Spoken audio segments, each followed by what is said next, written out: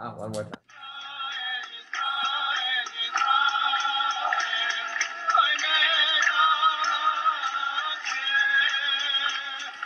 Enrichment, Enlightenment, Transformation. Rabbi Yisroel Cutler, the spiritual leader of Chabad of Cary, North Carolina, guides anyone who has been searching for a meaningful life and conscious living. Join our discussions about the mundane, our daily activities, and then infuse every day with a spiritual twist from the inspired sages of the Talmud and Jewish mysticism, which many call Kabbalah. We learn from the root source of all religious monotheistic traditions and delve into the symbolism and levels of meaning from biblical stories.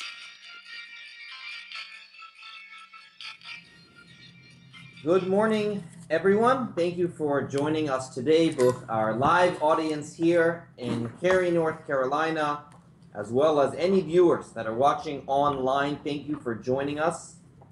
On this beautiful day, we're just 13 days shy from Rosh Hashanah, beginning of the Jewish year. Next week's class will already be on the topic of forgiveness.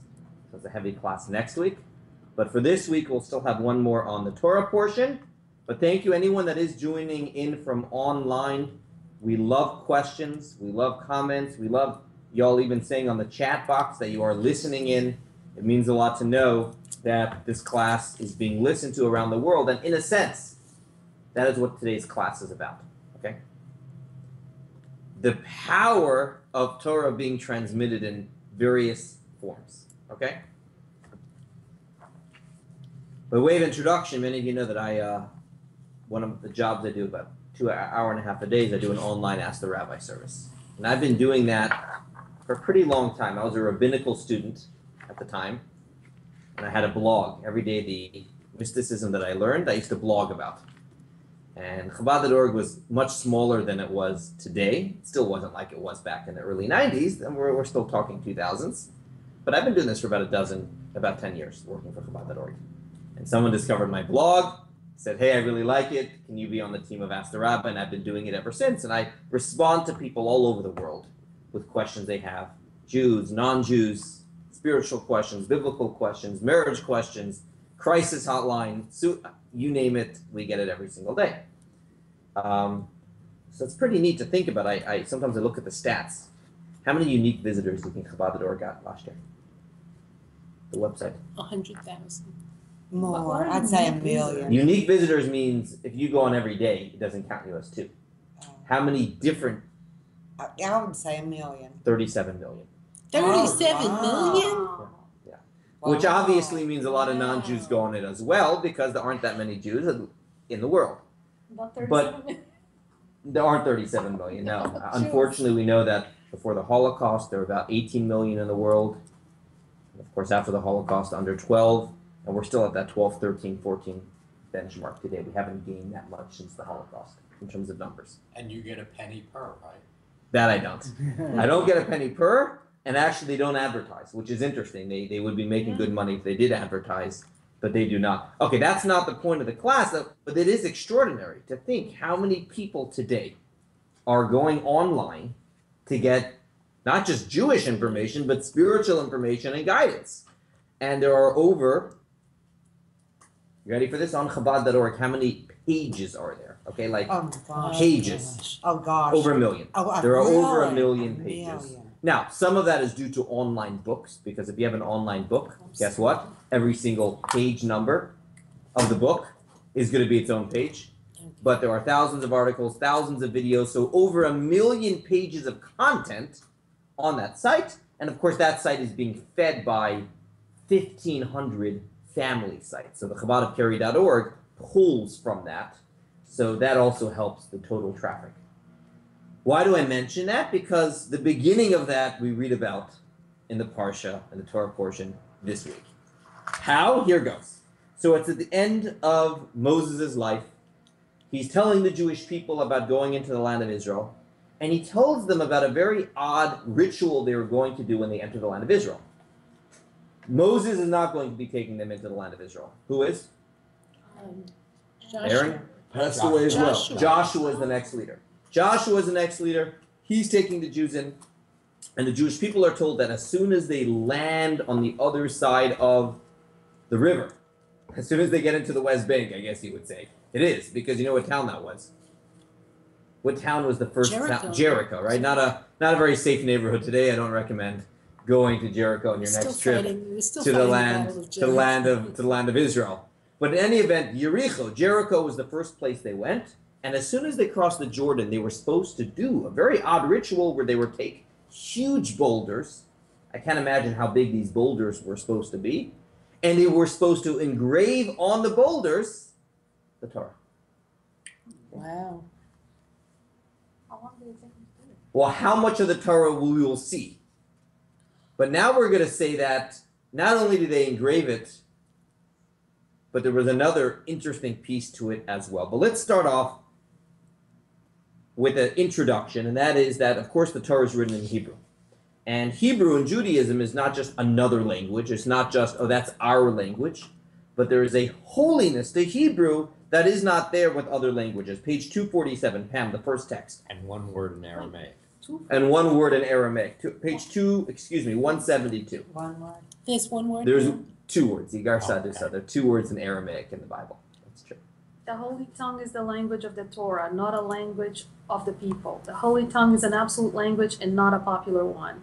The Holy Tongue is unique from other languages in the sense that with regards to all other languages, the people preceded the language, whereas with the Holy Tongue, the language preceded all creation. Okay, this is from a Kabbalistic work, but let me explain. When he says it's not a popular language, what he means by that, it's not a good translation. He doesn't mean people don't like it. What he means is most languages come because of a population, because there's a need, and people agree. How do they decide this is a table?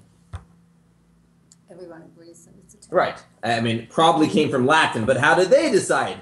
There was an agreement amongst people, so they translate the word agreement as popular. The word in Hebrew is heskim. There was an agreement that this should be a table and this should be a chair. Had they decided it the other way around, guess what? Life would go on. I'd be sitting on a table and we'd be studying at a chair. But it wasn't that way. In Hebrew, he's saying it's not a popular language, but it's an absolute. What does he mean by absolute? Again, it's a translation. Absolute. It's probably like the mathematical absolute. It absolutely means It what means what it is. It doesn't just represent, or it doesn't just, it's not just an agreed upon word for something, but if, the example I always use is emet. Emet means truth. And the fact that emet has 3 letters, the first letter of the alphabet is the aleph, and the last letter of the alphabet is the taf. Close to the middle is the mem. I say close because I once shared this teaching and someone corrected me afterwards that mem is not the absolute middle. There is no absolute Okay. middle. But the word emet, truth, how interesting is it that the 3 letters are beginning, end, and middle? Why would that be? Because what does it mean to tell the truth? You are consistent from the beginning to the end, in the middle as well. Not to say the truth means you focus on one little detail and you ignore the rest of the context, like we love doing in the world today, right? You know. So, for instance, has this ever happened to anyone where you're running, you leave really, really late to a meeting? You leave late, and then you're lucky because like 5 minutes before you get there, there's a little bit of traffic. So you come to the meeting, what do you say? I'm so sorry I'm late. Oh, there was such traffic. I'm sorry I was late. That's not emes. You focused on one little thing where you ignored the beginning and the middle and the end. So emes means truth because it's the entire. The word in Hebrew for falsehood is sheker, a lie. Guess what? Sheker is 3 letters that are all right next to each other. Shin, Kuf, and Resh. Similarly, anything in Hebrew, even the word for water, mayim, is a mem, a yud, and a mem. And there are places that associate that yes with H2 and O. I mean it. Really? Yes. So I cannot go on and a mystic, someone that really understands Hebrew, can go through basic words and explain why they are absolute. And we were going to have a class suggested to have the secret of Hebrew letters and Hebrew words, to go through basic words and understand why they mean what they mean. Because the word that you said for lie and the word silence, sheket. Is close, but it's not exact. It's sheket and sheker. It's only one letter different. Yeah. So that's interesting. Yeah.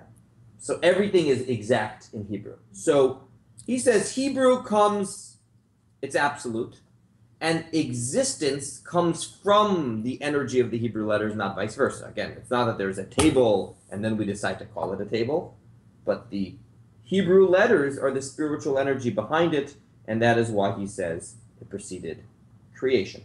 Yeah. Wouldn't have most of the Jews when they left Egypt speak Egyptian? How Good did question. they learn Hebrew? Good question. We're actually going to get into that. It might have been that at some point they did, but it could have been forgotten long periods of time. It says that although Hebrew came early on, that doesn't mean Jews were speaking it always. And it doesn't people mean Jews were called speaking. Ivri. People were called Ivri. Ivri. Isn't that? Ivri just means from the other side. It doesn't mean Hebrew. The word Today for it Hebrew means is Hebrew. It does mean Ivrit means Hebrew. Doesn't mean they were all speaking Hebrew. I don't know. So what did Abraham speak? It does say that while the Jews were in Egypt, they had assimilated in many ways. They even worshipped idols, but they kept a few things. And one of the things they kept, the Jewish names, right? They had Yiddish names. They went by Jewish names. There's another place that says they kept their language. So presumably, what would that have been? Now, when Jews left, so Torah, of course, the Chumash is written in Hebrew. It's a holy tongue. It doesn't even use the word Hebrew here. It says Lashon HaKodesh, the holy tongue. There's a difference, by the way, because modern Hebrew, a lot of words in modern Hebrew are popular. When you call a TV a televisia, there's nothing holy about that. That's just modeled after the English, so on and so forth. So it's incredible what modern Hebrew did. It's incredible how because it wasn't taken for granted that in 1948, that they would be speaking Hebrew. So it is incredible how they formed this amazing language, modern Hebrew, and we can have another class about how amazing it is, but it still is not Lashon HaKodesh. It still is not the holy tongue. I know when I speak to Israelis, they laugh at me sometimes because I'm speaking still biblical Hebrew, right? My Hebrew is not very modern at all. In any event, the Chumash, the Bible, is written in Hebrew. The first part of the oral tradition, the Mishnah, is written in Hebrew. The Talmud is written in Aramaic. because Jews are already living at that time, Babylonia, and what they spoke was Aramaic, and the Torah is actually written in Aramaic at that point in time. The Talmud is written in Aramaic. Maimonides, for a period of time, was living in Egypt. Do you know what language he wrote some of his books in? Spanish, I'm guessing. Egyptian, no. Arabic. Arabic. There are books of Maimonides that were translated into Hebrew from Arabic. It's interesting. And then, of course, as Jews move, you mentioned Spanish, but there were Jews that wrote in the Ladino, which was the combination of Hebrew and Spanish, and of course you have Yiddish. And up until today, we have Torah works that are in Yiddish and in Ladino and in Arabic and in Aramaic. Do they have the same holiness? No, we have the whole. Yeah. So that's.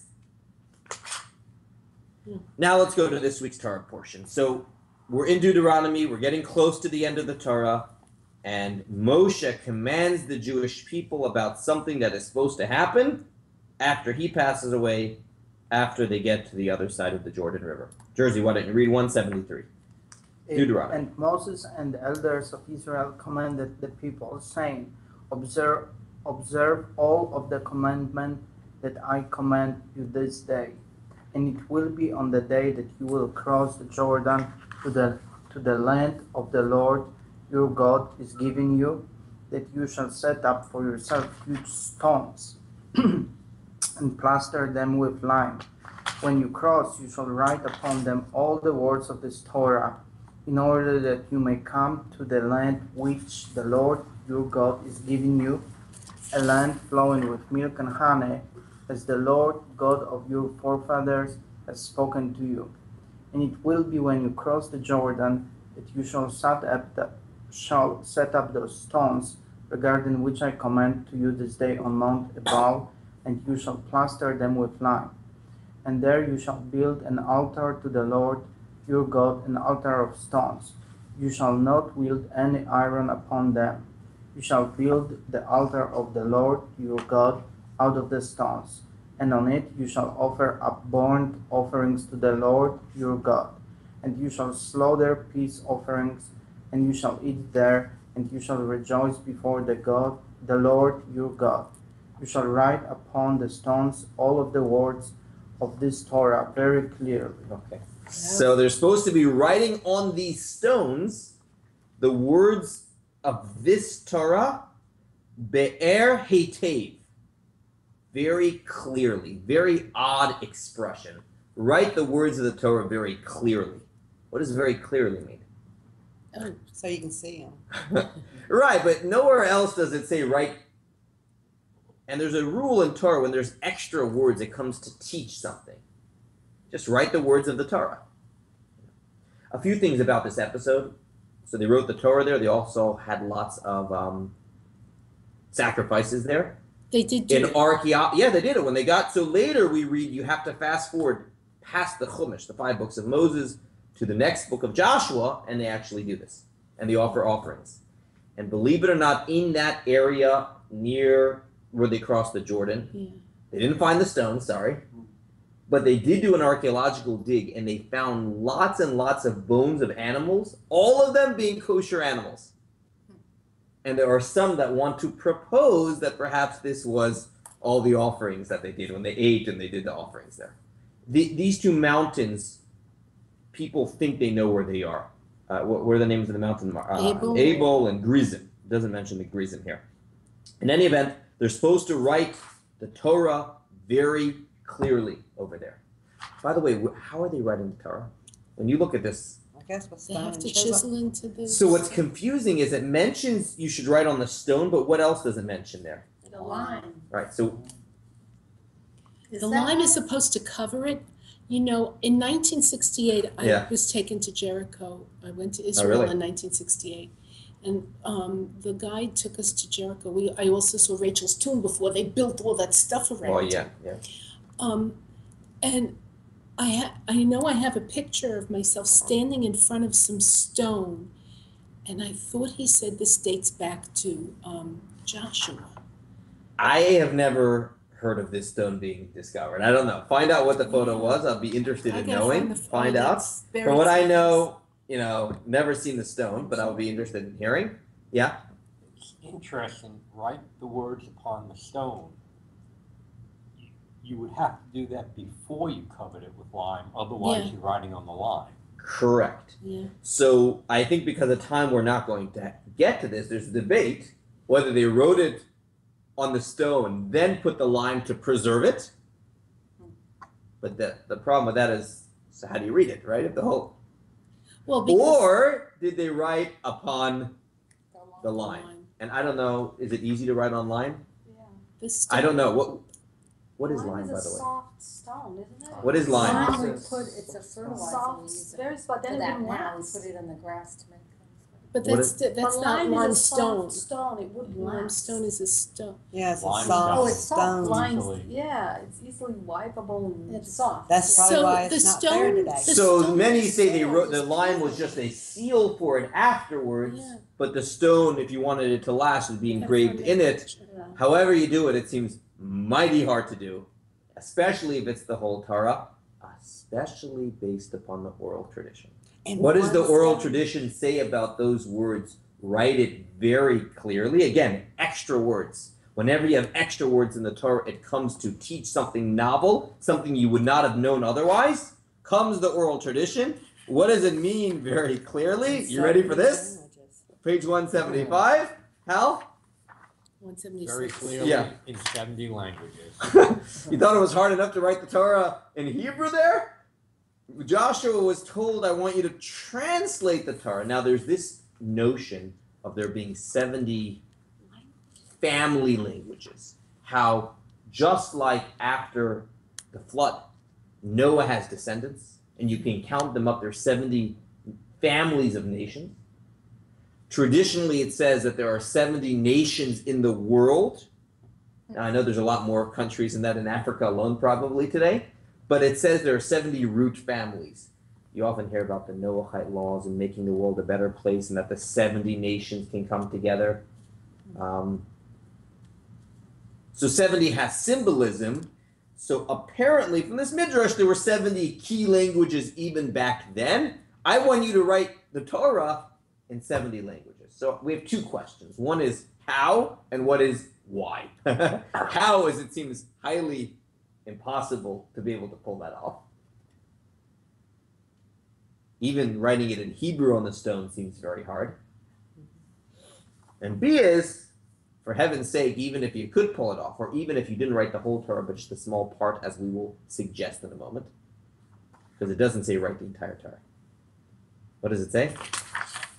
It says This Torah. What is this Torah? Torah can mean the book. Torah can be this teaching. So even if it wasn't the entire Torah, and they somehow managed it was only a little bit, what would be the purpose in translating it? In 70 languages.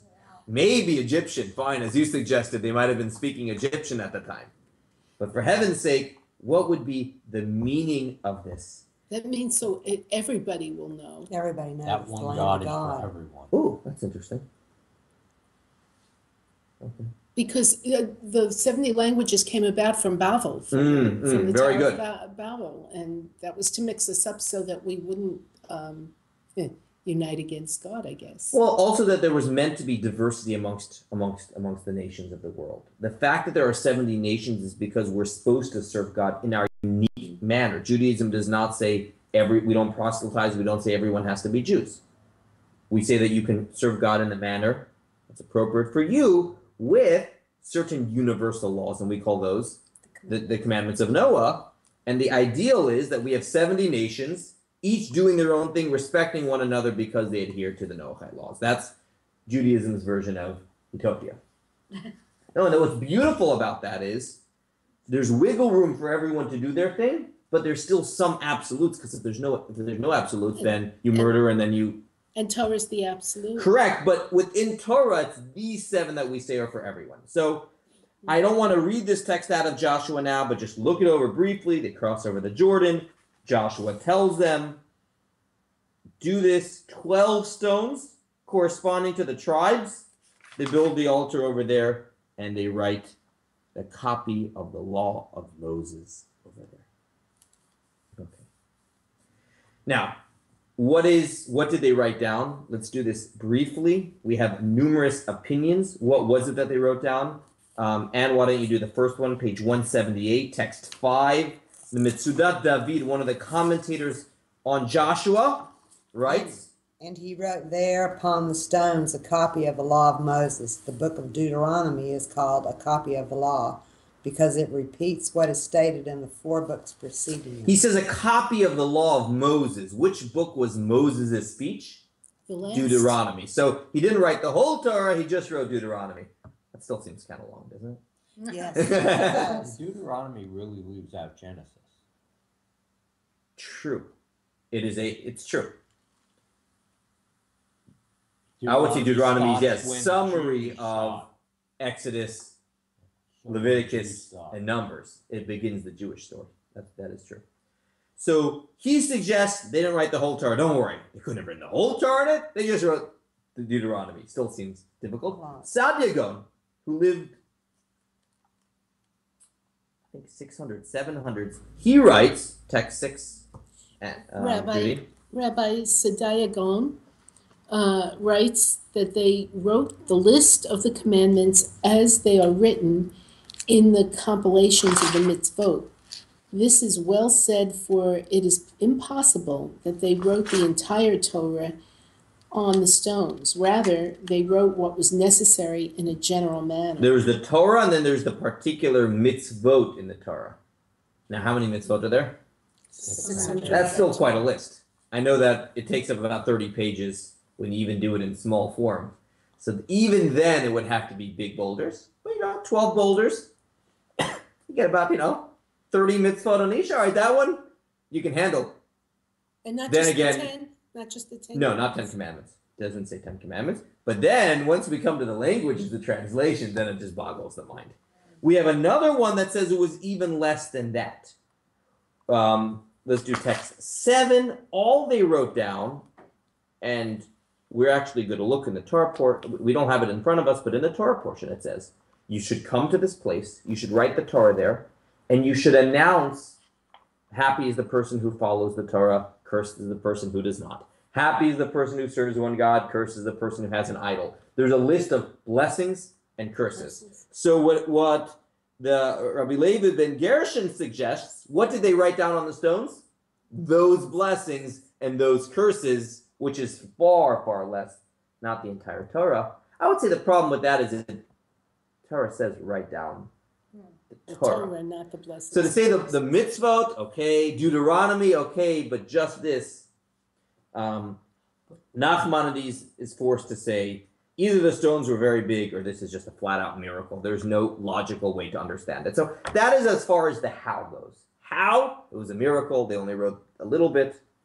Now we're going to have to get into the why. Why would it be? What is the symbolism? What is the meaning of the fact that Moshe was told to tell Joshua that when they come into the land of Israel, they should not only write down the Torah on stones, but they should do it in numerous languages? What would be the function and the purpose of translating the Torah at that time? Yes? Well, with the blessings and the curses, there's a real lesson in that blessings come from God. Curses is what humans do to humans, and not coming from God, the curses. So that there is two worlds. There's the heavenly, spiritual world, and the material world, and the job is to make that transfer. So if we don't look at it as what we do to each other as curses, we can never transfer over to the world of blessings. But why would both be written by us on the stones? That we as humans realize our power. Our responsibility, the gift we're getting, and we can't get that gift without addressing. Or we can mess things up. Good. Well, I think Israel's supposed to be a holy place, and sort of when you come in there, you mark it, and not only that it belongs to the world. So at that time, if they only knew of the 70 languages, then this land belongs to the world. Yeah, it's interesting because there was the giving of the Torah itself didn't take place in Israel.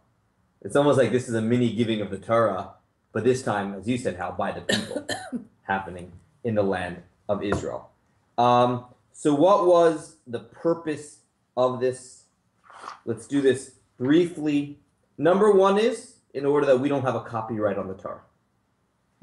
Yeah, that's very interesting. That the Torah is our book, but at the same time, there are so many universal lessons and values of the Torah. The Torah is spiritual wisdom for everyone. And people shouldn't be able to say, hey, that's no fair. It's only written for the Jews in a language that only they can understand. If I had access to it, maybe I would. All right. Everyone should have access to it. There should be a place that you can go, and you should be able to read and study Torah in your language when you come into the Holy Land. So that is one suggestion that is given. That is, if you see text, let's see where that one is. 9b. Yeah, 9b. The purpose of this was to eliminate the excuse of other nations. They did not have a way to study Torah. No, they're supposed to. However, there is another way of looking at this as well.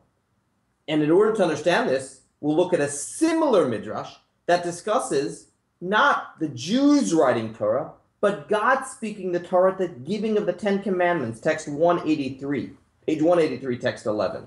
Barbara, do you mind reading text 11? Rabbi Yochanan said, Rabbi Yochanan says, what is meant by the verse, God will give out a word, they will announce it to a great multitude?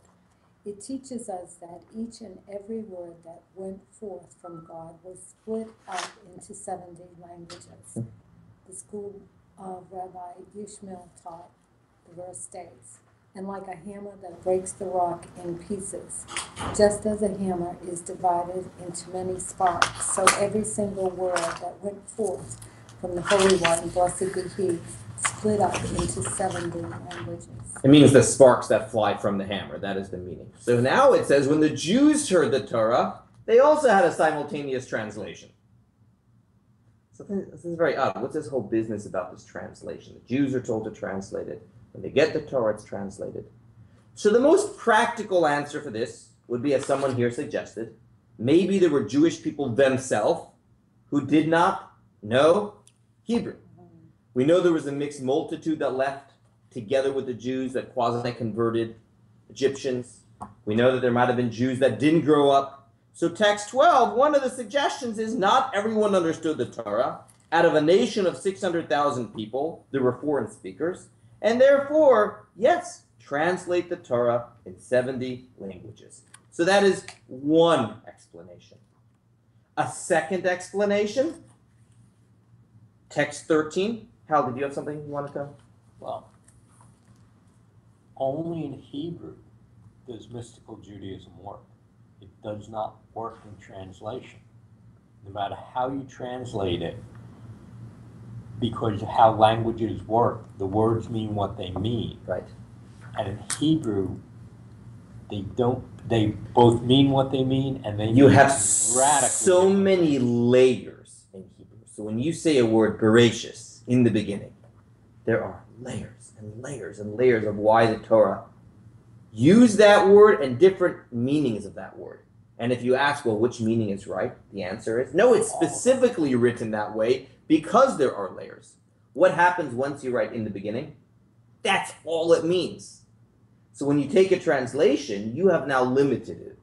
You know, maybe a technology example would be if you're working on any graphic people, or graphic design, you know, or some file in Photoshop, right? Yeah, and you have And as layers. long as it's in the Photoshop file, you can edit it and you can change it around and you can do amazing things with it. Once you save it, however, as a JPEG, or you save it as a PDF, or you save it as something that's view only, it's just that, nothing else. Same with a video.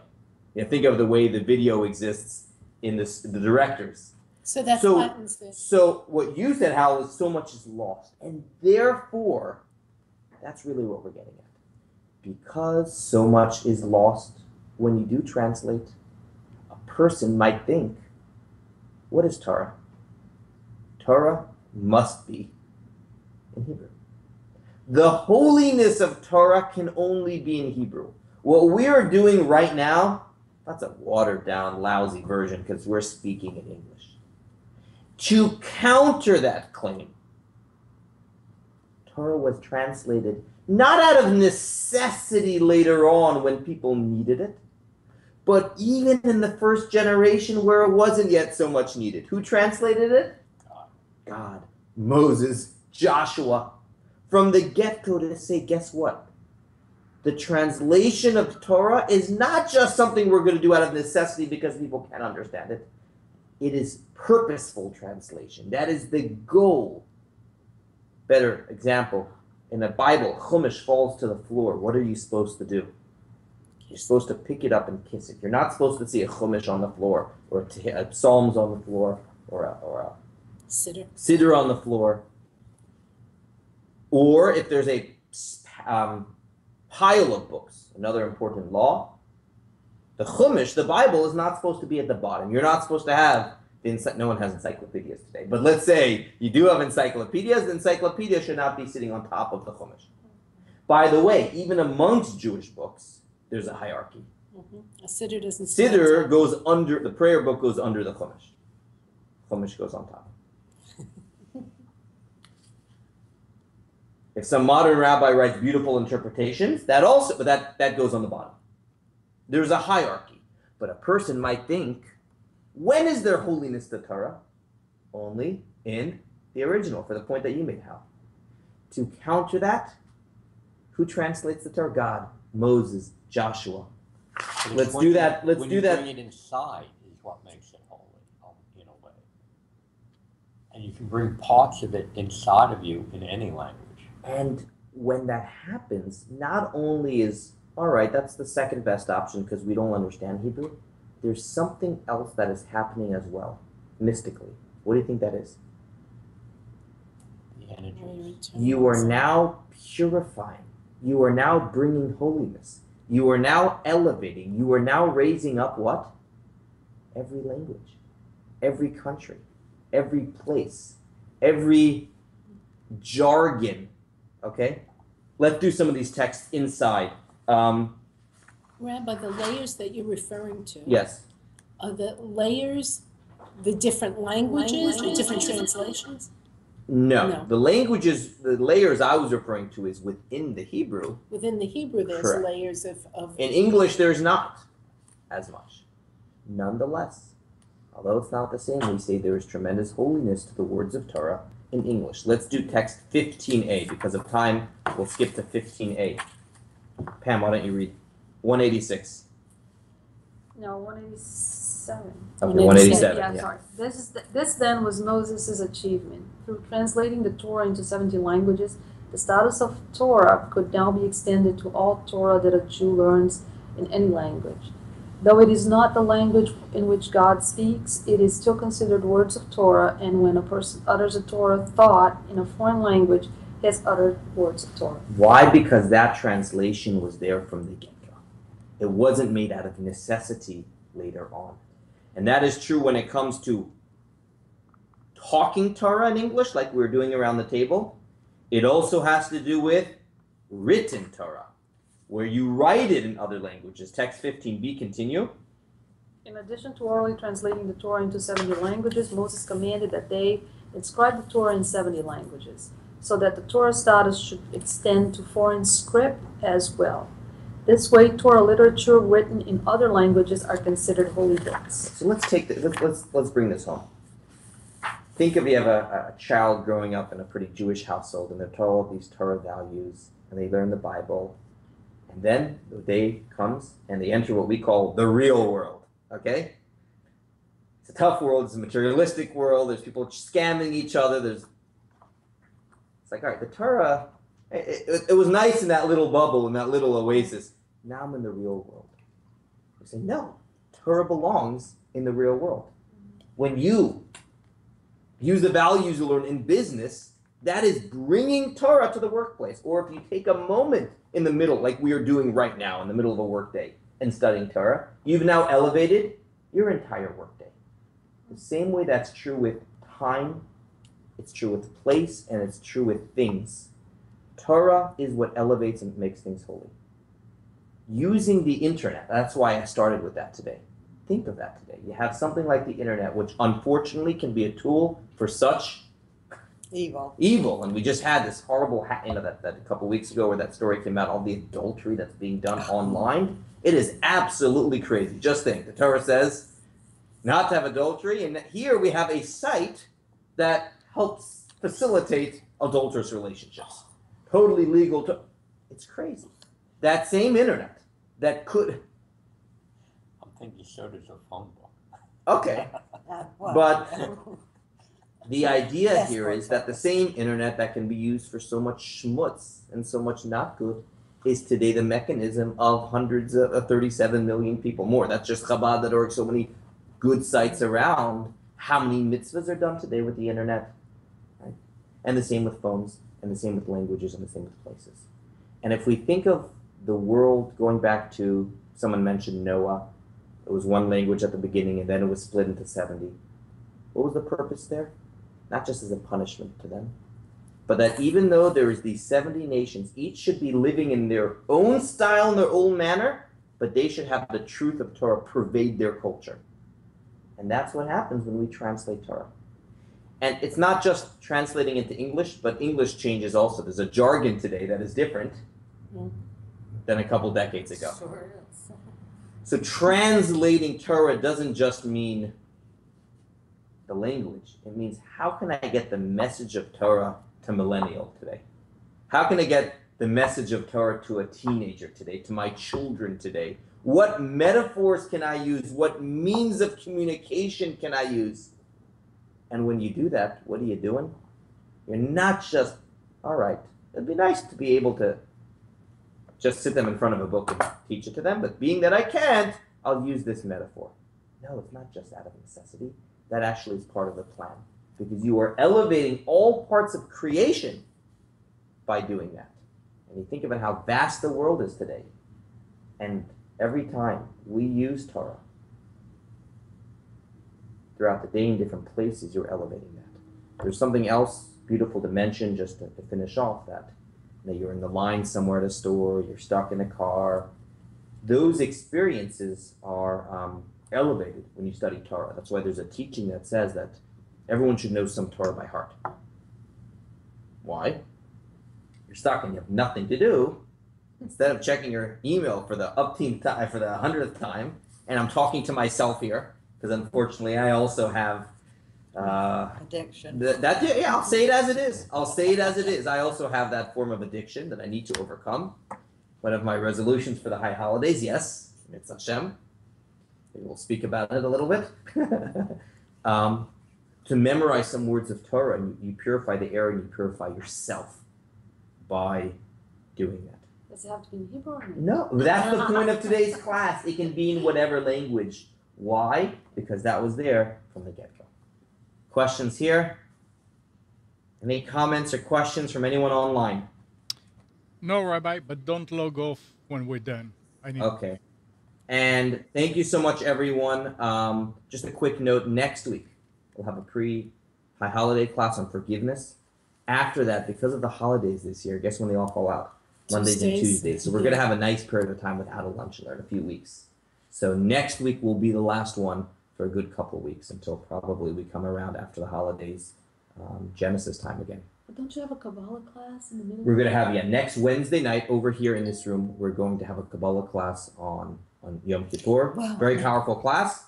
Let's cut off and then we'll continue the discussion. Thank you everyone for joining in. A big thank you to Nissan Communications for hosting this class, and we would love your help, your participation in continuing these broadcasts every single week. There is a donate button on the top of nissancommunications.com. Everyone have a great week.